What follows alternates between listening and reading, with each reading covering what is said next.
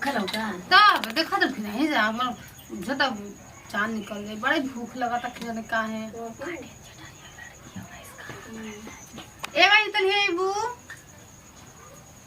मौसी ने मुझे दे बुआ नहीं कीड़ा बाटे। हाँ जब कहीं दी मुझे तो तब कहीं कीड़ा बना अरे इनके अपने मिला था खाए के ना असर से गिरा तक ना कीड़ा बना तो खाक दे दी और हम खा के देबू त तू के देबू त कम हो जाई का के चढ़ी चढ़े ना आवेला। देखा थे अब एगो बहाना चढ़े नहीं आता तो तूरे नहीं आता तो कीड़ा बना अरे दे बता बनी भूखल बानी अरे चढ़ो तब गिर जाब तो आ कैसे गिर जेबू ना चढ़े आवेला। काले देखा नहीं कैसे तू के खात रहलू पे बैठ के अरे कलिया चढ़ गलिया ना चढ़ पैली। चलो अच्छा चल भाई मैं लगा तोड़ देबू चल तोड़ दे चलो ना अरे भाई चला तू इतना बढ़िया हो तक तोड़ देबू तो हां तू रहता आज समोस मिल जाए खाए के है वो दीदी हां ले आओ हां बखते सही कीड़ा बाटे ने खा। अरे तू ले दा बक सही है मिल जाता है कीड़ा वाना को अरे तारा चुटियो काट दे का होता ना मुर्चिया में दा पहले ही कह देती हम चढ़ जाई का मौसी को कच्चा वाला खिलाएंगे कीड़ा रहेंगे जिसमें इसमें कीड़ा है। तुल्लू हो अरे मौसी रुकल ला बहन तुरंत ही चढ़े तो दा आई क्या हो गिर जाइबू बक नहीं मन कीड़ा वा मौसी गिर दे। ऐसे दुकान देखिए हो बाबू सब जाते पूरे आ तनी हो अरे बाप इतना लम्बा लम्बा सीढ़िया में कैसे चढ़ा तो रे मोट वाली का हम लफता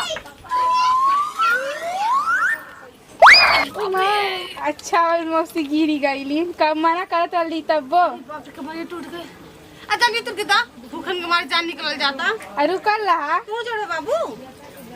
आई रे दादा मलाई को चढ़दा हो तो चल चल तो अरे एक तो फेंका तो खाई फेंकबू खा लाए बचा खैया। अरे वाह हो बाबू गिर जाइए हमारे पेट पहले पूजाए था बचा खैया कीड़ा नहीं होके कीड़ा रहेंगे मौसी को खिलाया जाएगा। हाँ लगता है इसमें है कीड़े यही तो के मौसी को खिलाया जाएगा। हला मौसी ए मौसी हला हला अरे बाप रे अरे बाप रे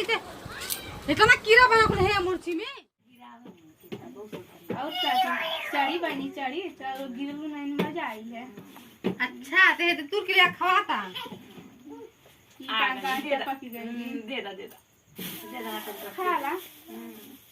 इतना सा मुर्ची मिलल है तो का करी ये पहली है पहले है ये भूखल बानी और के देखते पहले है इतना सारा लगल ऐसा टूट टूट गिरा था मैं दे दे के दान कर देला दान करे तो जा चढ़ी जा तो बोलो के सहूर नहीं का